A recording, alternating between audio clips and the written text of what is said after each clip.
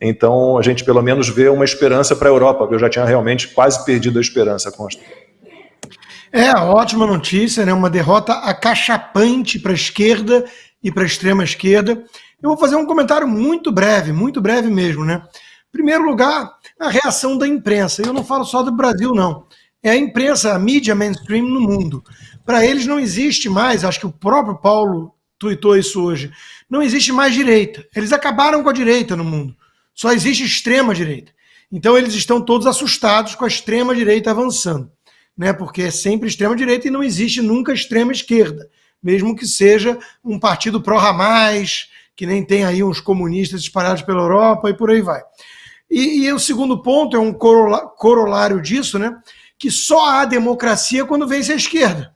Quando a direita vence, aí a democracia está ameaçada, o fascismo está avançando e blá blá blá. Então é uma dissociação da realidade, é um abismo que se criou entre essas redações de jornais tomadas por radicais de esquerda e o povo. E aí vem o lado do povo. Por que o povo vota na Marine Le Pen? Por que o povo deu esse resultado nas urnas? Porque o povo está cansado, principalmente, são várias pautas, mas você já mencionou, principalmente de transformarem os países em casas da mãe Joana. Eles estão cansados da invasão bárbara. Eles querem controle na imigração. Não é xenofobia, é o óbvio, é controle na imigração. Essa é a pauta aqui nos Estados Unidos também, nós vamos falar muito disso ao longo do ano, né? E é o motivo pelo qual o Biden deve perder. Ana, os partidos conservadores e liberais, estava olhando aqui, tiveram votações expressivas em vários países, né? Na Alemanha também, na Áustria, na Holanda, em Portugal, na Espanha. Então, a Europa parece que vai despertar de alguma forma. Também vou ser muito breve, Lacombe. É isso que o Consta disse. Democracia é quando o que eu quero que ganhe vence, né? E ameaça a democracia é quando o meu opositor político ganha. Então é isso que nós estamos vendo. Eu peguei aqui alguns países, Lacombe, exatamente vindo aí do que você disse. Então aqui a Alemanha, a centro-direita venceu, a Áustria foi à direita, Bulgária foi à direita, Croácia direita, Espanha centro-direita, Finlândia direita, França direita, Grécia centro-direita, a Hungria direita, ou seja, alguma coisa está acontecendo, né? Esse despertar, né, está acontecendo. Eu acredito também que isso tem muito a ver com a imigração ilegal, desenfreada. É um ponto que tem pesado aqui nos Estados Unidos contra Joe Biden. Inclusive, essa semana, Joe Biden assinou uma ordem executiva, vejam vocês, para proteger as fronteiras americanas da imigração ilegal. Too little, too late, né? Porque isso vem sendo um problema há 4 anos, quando ele entrou na Casa Branca e desfez todas as ordens controlavam as ordens de Donald Trump, que controlavam essa imigração ilegal desenfreada. Então parece que a Europa também anda com essa mesma aura, né? Preocupado com essa imigração ilegal. E não adianta as pessoas tirarem a palavra ilegal do contexto. Eles são contra a imigração ilegal, sim. Somos contra a imigração ilegal, desenfreada, até porque muitos criminosos entraram aqui nos Estados Unidos dentro desse pacote de imigração ilegal. O próprio FBI já disse isso, e claro que na Europa isso é uma situação até mais caótica e mais perigosa. Então, eu acredito que alguma coisa muda na Europa e quem sabe, né, essa mudança vai trazer outros ventos aqui para a América também. E era o que o Consta estava falando semana passada, depois do veredito do Donald Trump, né? Antes até, o Robert De Niro foi ali na frente do tribunal e disse que se Donald Trump vencesse, ele seria um ditador e nunca mais sairia do poder. Vejam vocês, ele que já esteve no poder e quando perdeu as eleições, saiu do poder, deu, né? Vamos, você entra aqui na Casa Branca, eu saio, e o jogo continua, banda que toca, mas não, agora se ele entrar, vai ser o fim da democracia nos Estados Unidos. Essa gente fala para ninguém, parece os ministros do Supremo Tribunal Federal. Eles falam para absolutamente ninguém, não falam mais para o povo. O povo já entendeu o que eles precisam para ter uma vida digna: leis, ordem, uma estabilidade econômica e voz. Costa, você fecha aí essa pauta e o pessoal aqui no chat está pedindo que a gente fale da manifestação de hoje na Avenida Paulista também. Eu vi muita cobrança nesse sentido, eu vou fazer só um elo aí, uma pincelada, né, sobre a manifestação. Olha, eu particularmente acho louvável e legítima toda a tentativa de colocar a gente de volta nas ruas. Nós estamos vendo a importância do povo, né? O Trump, onde vai aqui nos Estados Unidos, arrasta uma multidão, precisa de liderança, precisa de estratégia. Infelizmente, essa manifestação foi convocada por uma turma que não participou, o Jair Bolsonaro. Hoje está o Carlos Bolsonaro já meio criticando alguns, e tem comentários aí até maldosos sobre intenção. Aí tem a turma da direita permitida mesmo, isso existe, né? Já tem gente, a imprensa tentando jogar nesse sentido. Não, já falam numa direita sem a liderança do Bolsonaro e tudo mais.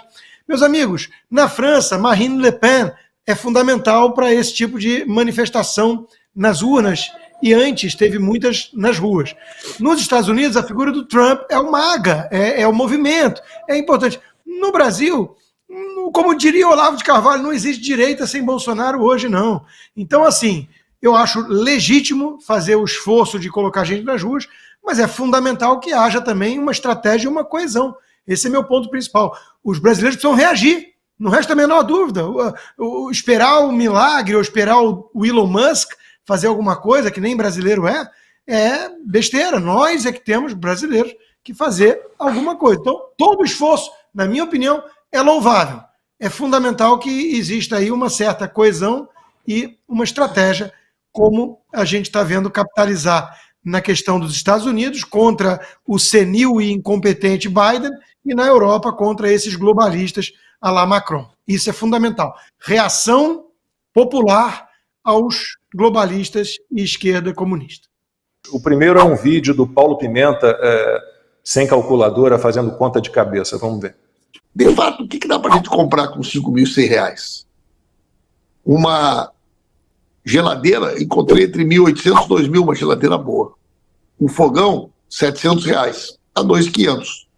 Um sofá, 3 lugares, mais 700. Isso aí já dá, né, 2.200. Uma televisão, R$1.000, 3.200. Um colchão de casal e um colchão de solteiro, um custa 500, outro custa 800. Eu gastei 4.000 aqui, já comprei uma geladeira, um fogão, uma televisão, um sofá, um colchão. Veja todo esse dinheiro movimentando a nossa economia. Ali na primeira conta, na primeira conta ele considerou que a geladeira custaria, na verdade, 1.800 e não 2.000, mas depois ele consegue fazer uma subtração. Tem uma hora que ele faz uma subtração mesmo. Deve ser aluno da Maria Conceição Tavares, né? E pode chamar a Dilma para ajudar nas contas. Eu acho que o problema é outro aí. Colocaram o Paulo Pimenta numa fria para ele fazer essa soma. Petista só sabe fazer cálculo de porcentagem. Bom, vamos para... Deixa eu ver o que a gente tem mais aqui. Tá, vamos lá. O próximo print, vocês lembram da Nana Gouveia, né? Que estava em Nova York em 2012, se não me engano, foi um furacão Sandy, se não me engano, e ela foi lá fazer um ensaio fotográfico no meio da tragédia. O nosso querido Joaquim Teixeira, se você não segue, recomendo que siga, perguntando qual foi o melhor ensaio fotográfico na tragédia, se é a Nana Gouveia ou o Lula com esse tijolinho na mão, com o seu microfoninho de lapela sendo orientado e dirigido pelo Stuckert. Bom, acho que a gente pode seguir em frente. O pessoal aqui no chat estava... Eu acho que a Nana Gouveia, eu fico com a Nana Gouveia, tá? Não pelo que vocês estão pensando, é que eu acho que o ensaio dela foi mais honesto. É triste. Aqui no chat o pessoal batizou o arroz do Lula de várias maneiras, mas a gente tem aqui um print de humor, tá, gente? Esse é humor. Vamos lá, Franco, pode botar o próximo. O Pavão Mysterious, que estava lá naquela lista, né, de censura do Paulo Pimenta, em relação ao Rio Grande do Sul. Então tá aí, o arroz Tio Ladrão. Tio Ladrão vindo diretamente da China. Porque tem o Tio João, né? Eu não sou um cara muito de supermercado, minha mulher fica chateada porque eu não gosto de ir ao supermercado, mas é o Tio João, né? Então é uma brincadeirinha, daqui a pouco num supermercado perto de você. Que mais que temos para o próximo? Quem diria que um governo, falamos disso aqui, né? Que surpresa. Quem diria que um governo formado por gente tão honesta, que nunca roubou, foi presa, etc., seria suspeito de fazer trambicagem e falcatrua em uma licitação de arroz? O mundo é realmente cheio de surpresas, né? É um negócio de louco. E o último print puxa a nossa pauta número 3, né, que é a questão da rachadinha do Janones. Podemos ir para o último. Está aí, Brasil sem picanha, mais uma vez no 4x4. O invade e racha a nova dupla sertaneja com Guilherme Boulos e o Janones. Então vamos lá para a nossa pauta 3, que o Conselho de Ética da Câmara arquivou o pedido de cassação do mandato do deputado André Janones por suspeita da prática de rachadinha. Tem áudio, tem prova, tem tudo, mas foram 12 votos a favor do Janones, 5 contrários, ao parecer do deputado Guilherme Boulos, né, que pediu o arquivamento do caso. O Boulos, que é aquele que uma vez, lembra aquele caso da rachadinha lá no Rio de Janeiro? Foram 27 deputados estaduais do Rio de Janeiro envolvidos em movimentações suspeitas, 27, o Flávio Bolsonaro era o 17º. O André Siciliano, do PT, era o primeirão da lista, com 50 milhões movimentados, mas só falavam do Flávio Bolsonaro. Eu sou a favor que se investigue tudo, que se investiguem todos, mas naquela época o Guilherme Boulos ficou lá, rachadinha é crime, é corrupção, é crime, mas dessa vez ele né, decidiu que não é bem assim. E aí teve o seu parecer pelo arquivamento aprovado, e depois do anúncio do resultado favorável ao Janones, a sessão foi tomada por uma confusão entre deputados da base governista e da oposição, e o Janones tentou agredir fisicamente o deputado Nicolas Ferreira, além de ter chamado o Nicolas de viadinho e boiola. Vamos, eu tô indo. Ei, meu irmão, tira a mão, só nós dois. É só nós dois, tira a mão de mim. Tira a mão de mim. Você sai de mim. Vem cá. Bate. Pode vir, bate. Bate, porra, moleque golpista. Bate, moleque. Bate aqui, porra. Quer essa cara com soco, otário. Bate. E a deputada Érica Hilton, do PSOL, atacou a também deputada Júlia Zanata durante uma sessão da Câmara que debatia o uso de banheiros por pessoas trans. A psolista ofendeu a colega. Você não tem ultrapassada. Por favor. Vai tratar esse cabelo, vai se cuidar, pelo amor de Deus. Nas redes sociais, a deputada Sâmia Bonfim, também do PSOL, afirmou que os bolsonaristas estão normalizando normalizando a baixaria e a violência no parlamento. Ela chegou a dizer que a deputada Luísa Erundina passou mal numa sessão da Câmara porque teria sido atacada por adversários. Deputada Luísa Erundina, a nossa decana, acho que é a mulher mais respeitada do Congresso Nacional, uma das, e sem dúvida na sociedade brasileira. Nesse momento se encontra hospitalizada, porque enquanto ela fazia a leitura do seu relatório de um projeto de lei na Comissão de Direitos Humanos, uma verdadeira barbárie foi feita pelas pessoas que são as mesmas de sempre. As mesmas. As que gritam, as que perseguem, as que ameaçam, que xingam. Qual é o limite que a Câmara vai chegar? É a hospitalização da deputada Luísa Erundina. Chega, definitivamente chega. O presidente Arthur Lira precisa imediatamente agir como um presidente do parlamento. Nós entendemos que ele está em plena campanha para tentar garantir o seu nome de sucessor para a mesa diretora. Mas isso não pode ser maior do que a saúde e a dignidade dos parlamentares aqui dessa casa. Ou se coloca um freio imediato nessa barbárie fascista, ou o que vai acontecer? Com as nossas colegas, com as nossas parlamentares, com as nossas decanas. O que estão esperando acontecer para se parar imediatamente essa barbárie fascista? A gente vai ver agora que no momento em que a Luísa Erundina passa mal, não tem nenhuma barbárie, né, não tem discussão, agressão ou violência.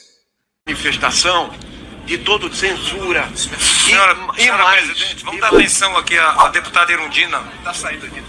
Era bom que ele conduzir o Demédio, presidente. Por gentileza, só segura o tempo aqui, por favor. E registrar que não chama o Demédio lá, presidente. Que não faltou com respeito aqui com a deputada. Ninguém Deputados, eu peço a compreensão e a gentileza de todos vocês para suspender a sessão por 10 minutos para a gente verificar as condições de saúde da deputada Luísa Erundina. A sessão está suspensa por 10 minutos.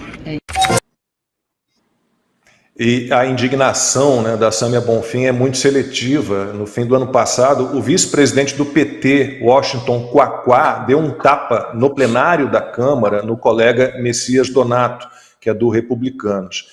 E até agora ficou por isso mesmo. E a Sâmia é casada com o deputado Glauber Braga, que há pouco tempo expulsou o integrante do MBL da Câmara com empurrões e pontapés.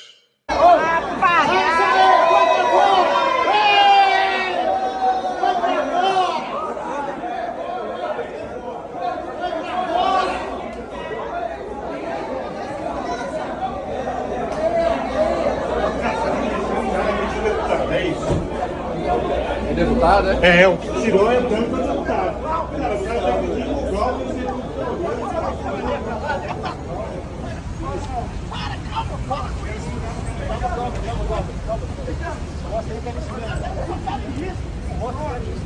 mas agora vai ter isso. Vai sair com a bola na bunda. Deixa esse babaca aparecer em cima da cena, Glauber. Deixa não, que é isso? Deixa você com o pé na bunda. Querendo aparecer em cima de você, cara. Querendo aparecer em cima de você. Deixa aí, pô. Sai daqui,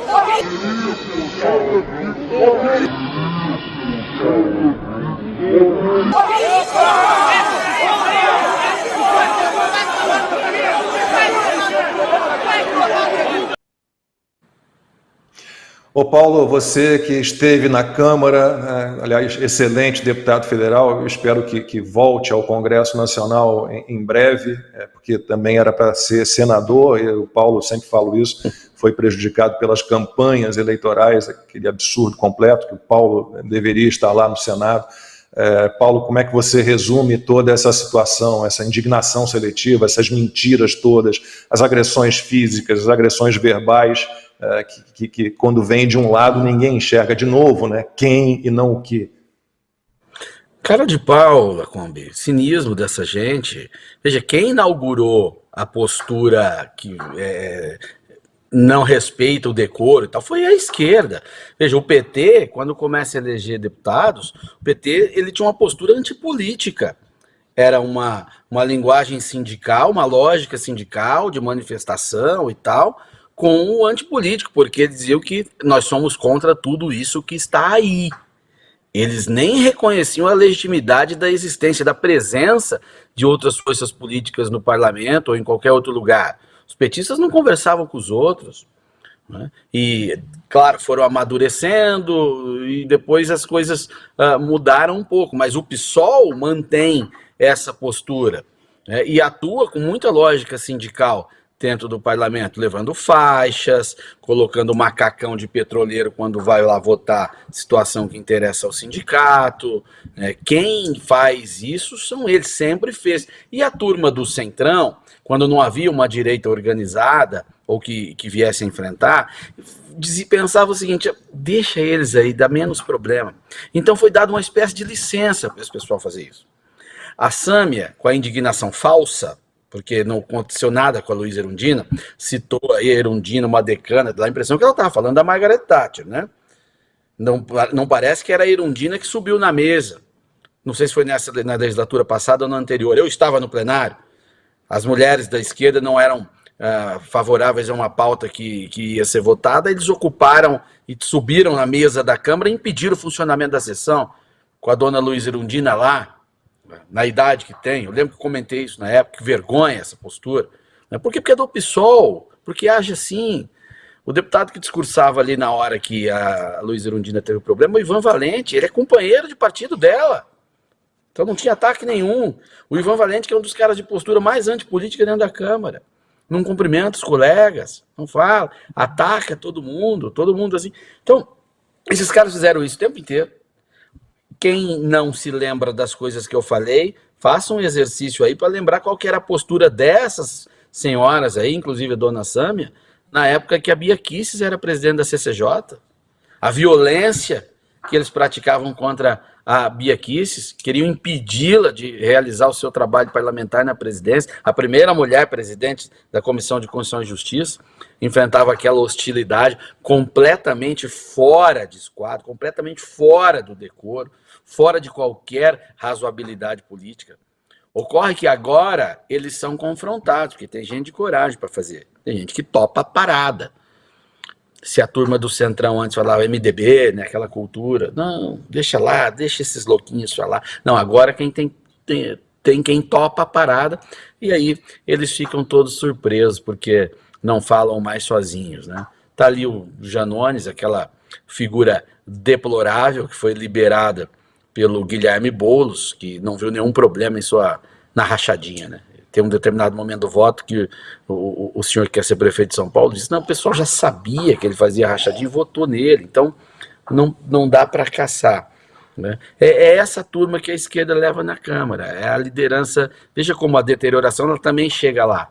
O Guilherme Boulos, que é a grande aposta da esquerda, é um sujeito que nunca trabalhou. Eu lembro quando saiu aquela foto que ele chegou numa reunião com um Celta, e o pessoal, o Boulos está sendo hipócrita, chegando com esse carrinho aí para parecer que é simples e tal. Eu não achei nada demais naquilo, porque, veja, um Celta é um carro de entrada. Quando a pessoa começa a trabalhar e junta um dinheirinho, o primeiro carro que ela compra é um Celta, né? O carro desse porte. O Boulos estava trabalhando há menos de um ano, que o primeiro emprego dele é deputado federal. Foi naquela época. Aí ele estava lá com o Celta, achei que aquilo era condizente com o seu tempo de trabalho. Agora, toda essa postura aí, mais a liberação da rachadinha, provavelmente a esquerda deve agora entender que a rachadinha é um valor incorporado ao janonismo cultural, que eles tanto exaltaram na campanha. Porque a desculpa do Boulos principal era essa, mas o Janones não era deputado federal na época da rachadinha, mas o Flávio Bolsonaro não era senador, né, na época da suspeita das rachadinhas lá na Assembleia Legislativa do Rio de Janeiro. Lembrando, foram 27 deputados, ele era o 17º na lista e só falaram dele. Não que não tivesse que ser investigado, mas todos deveriam ter sido.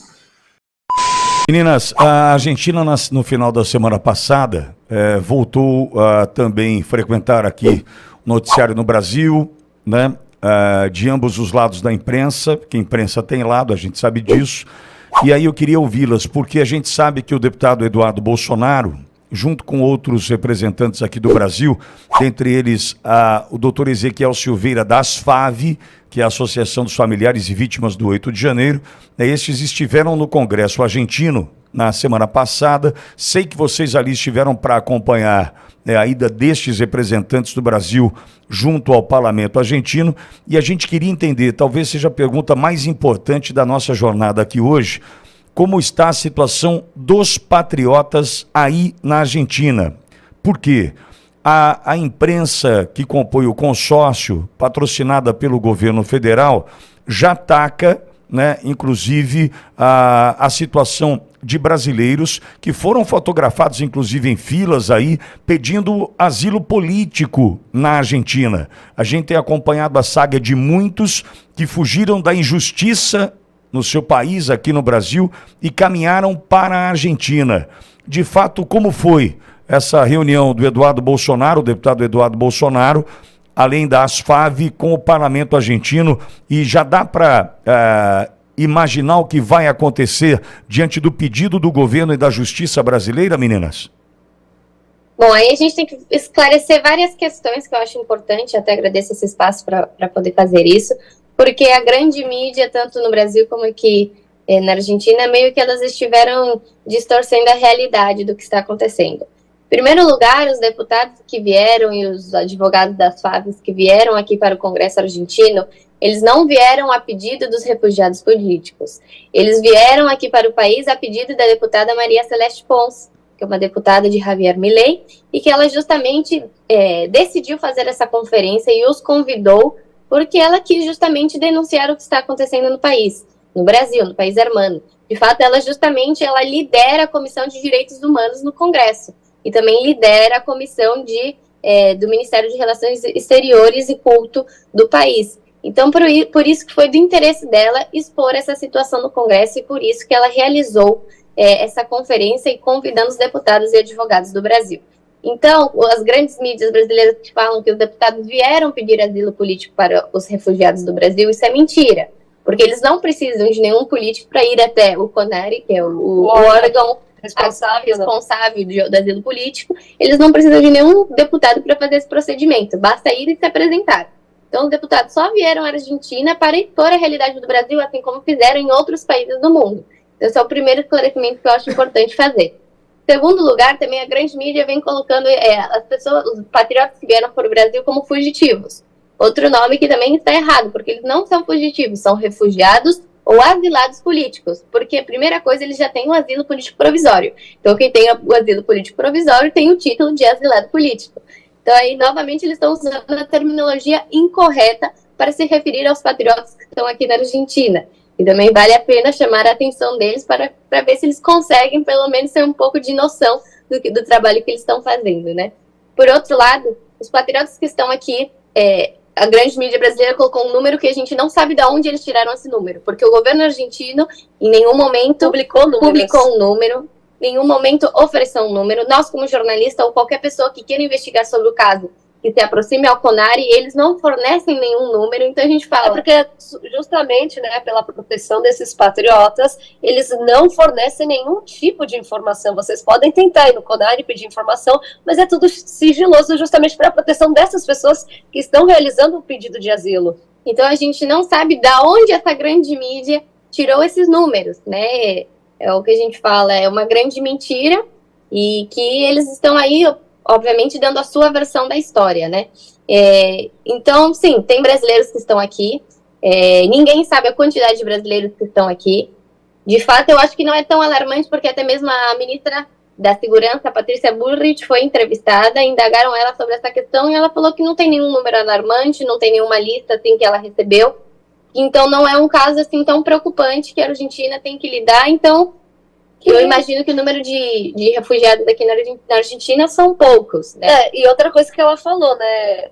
Tudo, no caso de realmente receber qualquer pedido, né, de extradição, vai seguir as vias legais, né? Lembrando vocês que, no caso de seguir as vias legais, primeiro que o Javier não pode passar por cima do CONARE. O CONARE é quem dá a decisão, apesar de ser um órgão pendente, né, do executivo, é quem dá a decisão. E até sair uma resolução definitiva por parte do CONARE vai demorar muito tempo. Então, até esses patriotas terem um asilo ou não definitivo, vai passar aí uns 6, 7, 8 meses tranquilamente. E só se o CONARE recusar esse pedido de asilo, que é muito difícil de acontecer, mas muito difícil, tendo em conta o contexto e os documentos que todos esses patriotas têm, mostrando, né, a situação do Brasil, e que com certeza o CONARE deva aceitar, mas vamos exemplificar que não aceite, aí sim caberá ao Poder Executivo, né, no caso Javier Milei, decidir se faz o pedido de extradição ou não.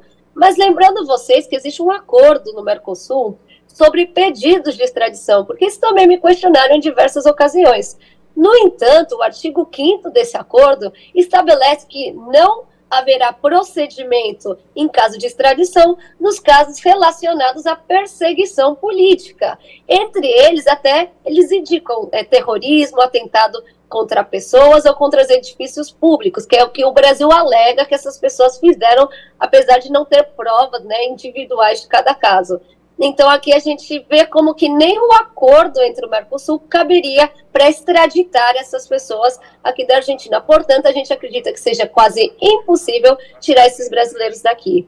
Vamos esperar aí mais para frente, né, uma resposta por parte do governo, caso realmente eles realizem esse pedido de extradição, mas primeiro ainda tem muita água, né, para passar por baixo dessa ponte, porque primeiro o CONARE tem que dar uma resposta definitiva para depois o Executivo dar sua resposta final.